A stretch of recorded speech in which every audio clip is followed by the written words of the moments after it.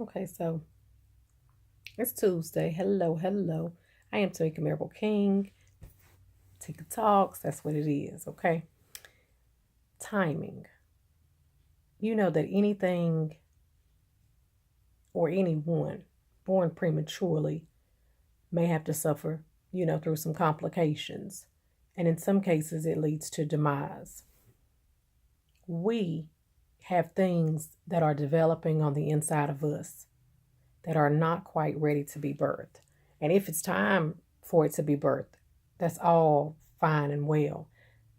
But we have to stop doing things prematurely and then experiencing all these complications.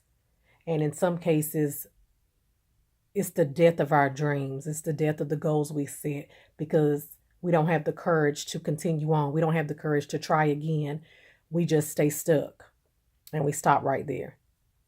And instead of pursuing whatever it is, because you experience, you know, the difficulties and the hardships that are attached to the premature birth, you stop. But what if you didn't stop?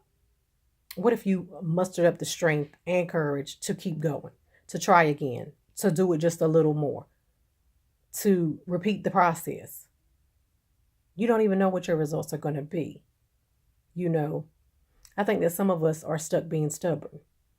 And so, in being stubborn, we just want everything to be whatever we want it to be, and we want to be right. And you don't want to admit to any wrongdoing or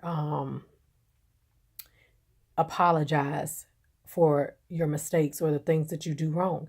And I mean, you could have been doing it all your life. You could have just started doing it because somebody done you wrong. Either way, it's incorrect and it's the wrong way to be. And being stubborn is, oh, God, I used to be stubborn, like for real. And I would not say sorry. I really couldn't even admit to what it was I was doing wrong at the time. But I look back on it and I'm just like, that was such a miserable way of being, you know. And I get that we want to be right. And I get that, we want things to be done a specific way. But we also need to think about the people we are involved with, the people we're dealing with. So I'm just not talking about um, doing things in a certain amount of time and birthing them the right way on their due dates.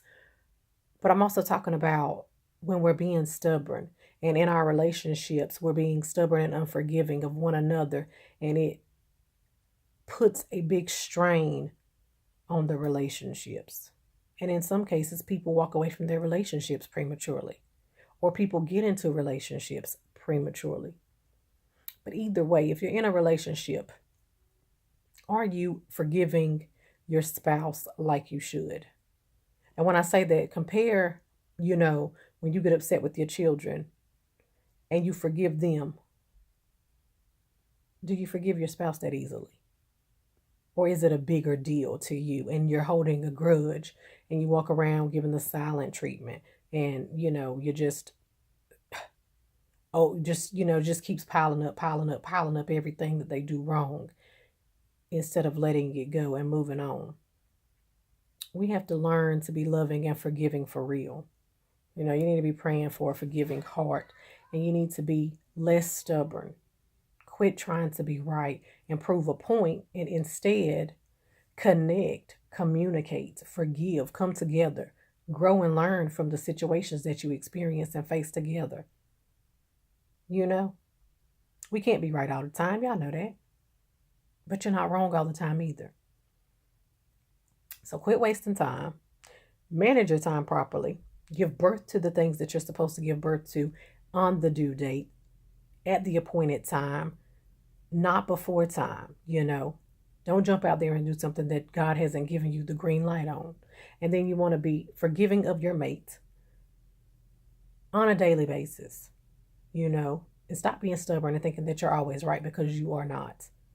Okay? And you don't have to be pointed out over and over again. And, if you apologize, great. If you got to find the strength to do that, do it. Seriously. Have a great week.